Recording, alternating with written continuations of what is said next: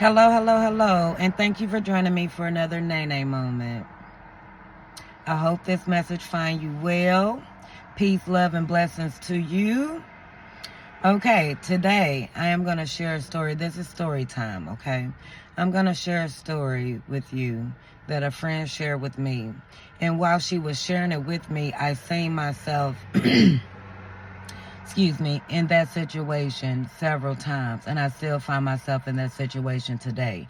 And that situation is putting too much weight on what people think about you and not enough weight on what you think about you. Okay? And I would like to encourage you after this message to sit before God and ask God to reveal to you how He sees you. And then I will ask you to touch and agree and accept how God sees you and not focus on how the people in the world around you see you. Okay? Because in this story, I heard how she lost herself. I heard how I have lost myself in certain situations in my life when I was listening to her story. So I asked her, was it okay for me to share her story? And she was like, yeah. It ain't like they know who I am. And I was like, you are something else. Okay, but anyway, to make a long story short, let's get into it. Okay, she shared a story how it was a time in her life to where things seemed to flow easy for her. You know, if she desired something, if she wanted something, anything that she desired, she went after and she got. And it seemed to come so easily. And she explained how, you know, all she would do is have a vision or something will drop in her heart. And she say that she want it and she'll go towards it, you know, because she was believing for it. And so she had so much confidence in things, you know. But then as time went on, she started looking outwards like, why is people always attacking her? You know, why is people always saying this about her and saying that about her? And she like, okay, well, dang, what is wrong with me? So she started seeking out answers like, okay, well, what's wrong with me? What's wrong with me? Excuse me. And asking people, you know, okay, so what's wrong with me? You know, and things like that. And so when people started giving their perspective, everybody got a perspective. It's just their point of view. Don't take it personal. Please don't take it personal. But sometimes we do. And so she has said that when she started asking people and people was like that, it just seemed like that she's Miss Perfect and she don't do anything wrong and everything else like that. And she said, so she started sharing with people, you know, her flaws and her shortcomings. And she said as she started doing that, she noticed how her life reflected that. It reflected more of the things that she did not want, the things that she felt like she needed to work on and things like that. Her life started reflecting more of that. And so in turn, she's in this place where she's like, okay, well, dang, well, what is wrong? You know, ain't nothing working out. Everything seems to be going wrong. This is happening, that is happening, and everything else like that. And then then she started looking for outside entities and things that she would go towards and would walk in confidently. She started seeking outside validation for that. Seeking help from this person, seeking help from that person. And when those people were not available or willing to help, she took it personal like, well, why ain't nobody helping me? It seemed like they helping everybody else. It seemed like she got into this victim mindset.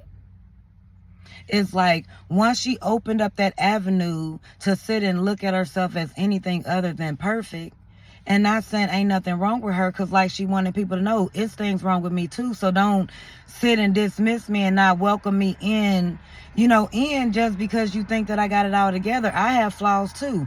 And she started sharing that and her life started reflecting more of that, and that became her reality. So she found herself seeking outside validation, like I said. And while she was seeking outside validation, she started depending on men to validate her. And so when she started doing that, it's like, you know, they would say things, hurtful things. She said hurtful things to her. And she didn't understand why, because she would always give them encouraging words, be their cheerleader and everything else like that. And anything that they was willing to do, she was willing to support them or listen or whatever the case may be. But she didn't understand why they would say things to her like she was lazy or that she came off easy and things like that. So she had to do some self-reflection, like, why are people always attacking me? And she said after she asked that question, why do it seem like everyone is always attacking me? These people that I think that say that they love me and say that they support me and got my back, but why would they say these things that make me feel less than and unworthy? And she was asking herself this, and she was like, why does she put so much value into them finding her worthy?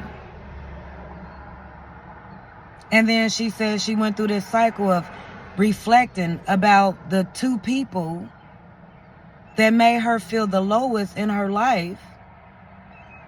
Why does she value their perspective so much? She wanted them to choose her. She wanted them to value her and speak life into her and support everything that she had going on.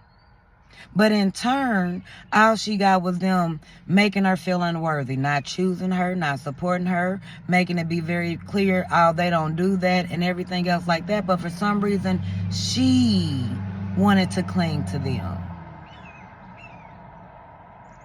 Throughout this time of her clinging to them, different people came into her life showing her that they're willing to support her, listen to her, and everything else like that. But she chose these two people to put value in. And the way that she felt that they viewed her is the way she chose to view herself. And in turn, it made her feel very unworthy.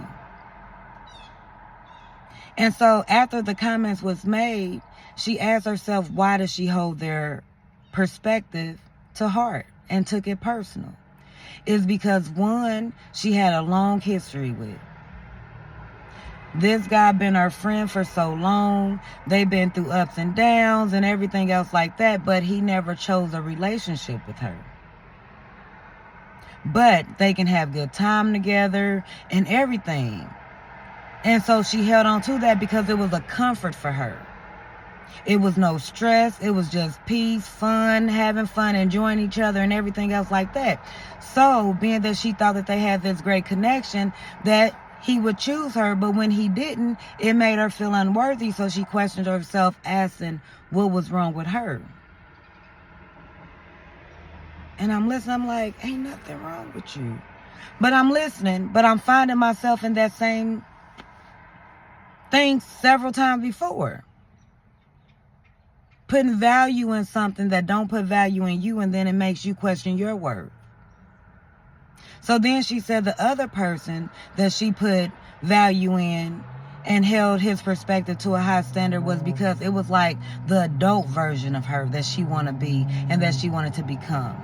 That person that she was at first, to where if she desires something, if she wanted something, she'll walk towards it and it becomes a reality. She see this man walking in that, so she like, ooh. She cling to that because she feel like he can teach her and lead her into a way to show her how to do it for herself, to help her regain her confidence back by showing her how to do those things. So she held his perspective to a high standard because she looked at him as someone that can help give her information to acquire things that she wants to acquire. But then when he told her that she was lazy, it hurt her feelings because she like, he don't see all these things that I'm doing? And I'm like, she was like, well, I was like, okay, did you see what you was doing? And she was like, I did see what I was doing, but she said that it was not getting the reward, or it was not turning into what she envisioned it to turn into like she see him do. And so she said that she would ask him for mentorship and guidance and everything else like that, but he just said that she was lazy. So then it made her question herself and do some self-reflection as to, was she lazy? And then she turned around and she asked me, she said, Nay, Am I lazy? You've been knowing me majority of my life. Where have I fell off? And I told her she lost her vision. She lost her vision because she put her value in someone else's perspective about her vision. But I told her she didn't fall off. She didn't fall off. It's just she got distracted for a moment, but she continued to do everything that she had a desire to do. She walked in her calling daily. Yes, she has slacked off of actually her businesses and things like that. And I think it's because, like I told her, and I think it's because they didn't see your value. You didn't feel like you had value. And so she said, it's just the tearing of the two. How do you let go of knowing who you are and gaining who you are supposed to be? Because she said, I know who I am now is not who I'm going to be a year from now and 3 years from now. But how do I let go of this unworthy feeling? And I asked her, I said, what was you doing when you said everything was coming easy to you? And she said, it's like something would drop in my heart and I'll feel good about it and I'll go towards it and everything will fall into place. I said, so that's what you do. You go back there. Excuse me. You go back there and it's simply replaying in your life when things was going good. See what you was doing and put those actions into place now. And whenever that unworthy feeling come up, or whenever someone perspective or something that they said to you fall in your heart and you start believing that, I ask you to go back to God and ask him how he sees you.